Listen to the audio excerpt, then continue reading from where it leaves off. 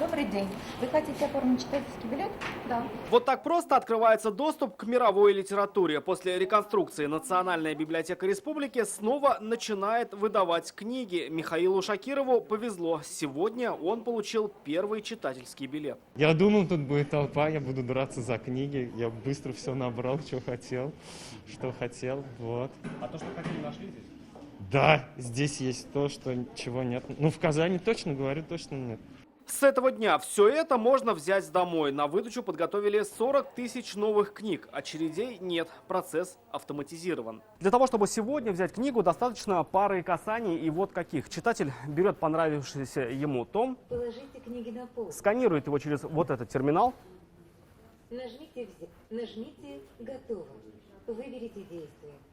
И возвращать теперь только через 21 день. Причем сначала можно изучить книгу, почитав ее в зале на мягких креслах. У меня рядом университет, вот я могу сюда прийти и взять книгу, да, без каких-либо проблем с читательским билетом.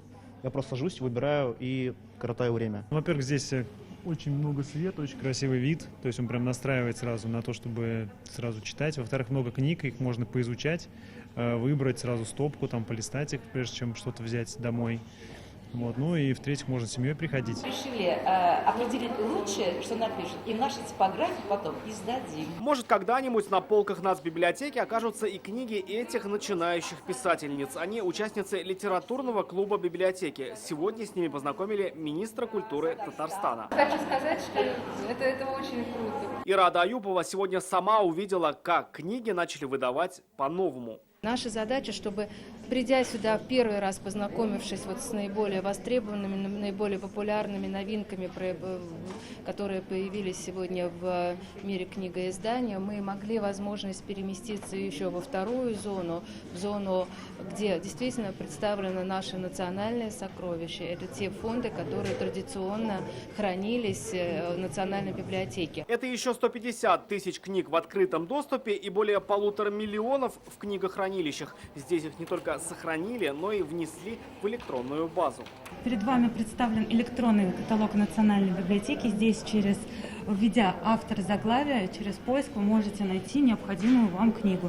Теперь найти нужный том – дело 5 секунд. Есть такие, которые не введены в базу данных. Это книги, вышедшие в печать до 1994 года. Все остальные уже введены, вводятся и представлены на сайте Национальной библиотеки Республики Татарстан. Когда наступит время, нужно будет снова прийти к аппарату, но уже для сдачи. Достаточно будет снова просканировать.